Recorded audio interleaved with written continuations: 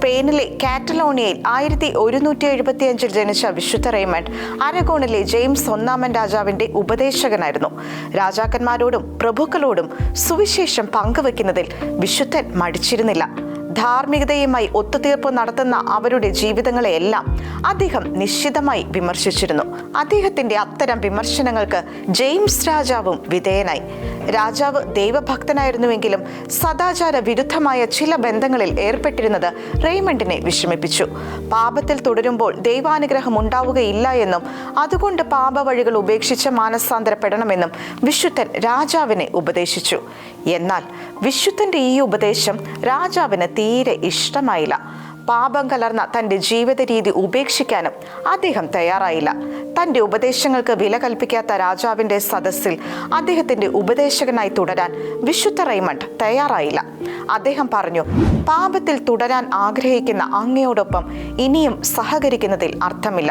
അതുകൊണ്ട് സ്പെയിനിലേക്ക് മടങ്ങാൻ എന്നെ അനുവദിക്കണമെന്ന് അഭ്യർത്ഥിക്കുന്നു. പക്ഷേ രാജാവിന് ഈ ധിക്കാരം വെച്ചു പൊറുപ്പിക്കാൻ കഴിഞ്ഞില്ല. അദ്ദേഹം ഉടൻ തന്നെ ഒരു കൽപ്പന പുറപ്പെടുവിച്ചു: ഒരു കപ്പലിലും റെയ്മണ്ടിനെ കയറ്റരുത്. രാജാവിന്റെ അധികാരത്തിനും ഭീഷണികൾക്കും മുൻപിൽ കപ്പലിലെ ജീവനക്കാർ നിസ്സഹായരായി. കപ്പൽ കയറാതെ വിശുദ്ധന് സ്പെയിനിലെത്താൻ കഴിയില്ലെന്ന് രാജാവിന് ഉറപ്പായിരുന്നു. വിശുദ്ധൻ മുട്ടുമടക്കി തൻ്റെ അടുക്കലേക്ക് വരുമെന്ന് തന്നെ രാജാവ് കണക്കുകൂട്ടി. പക്ഷേ സംഭവിച്ചത് നേർ വിപരീതമായിരുന്നു. രാജാവിൻ്റെ ഭീഷണിക്കൊന്നും വഴങ്ങാതെ വിശുദ്ധൻ കടൽ തീരത്തെത്തി. അപ്പോൾ കടൽ പതിവില്ലാത്ത വിധത്തിൽ പ്രക്ഷുബ്ധമായിരുന്നു.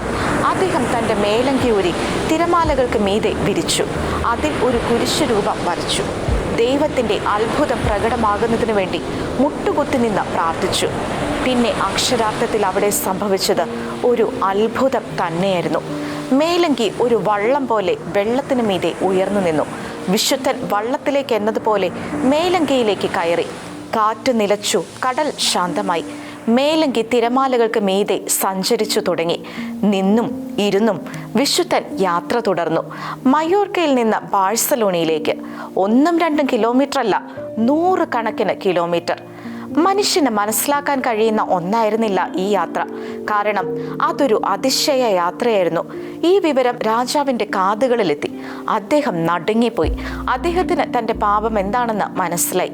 രാജാവ് ദൈവം മുൻപിൽ തൻ്റെ സകല പാപങ്ങളും ഏറ്റുപറഞ്ഞ് മാനസാന്തരപ്പെട്ടു. കൂടാതെ വിശുദ്ധ റെയ്മണ്ടിനെ തിരിച്ചു വിളിപ്പിച്ച് അദ്ദേഹത്തോട് മാപ്പ് ചോദിക്കുകയും ചെയ്തു.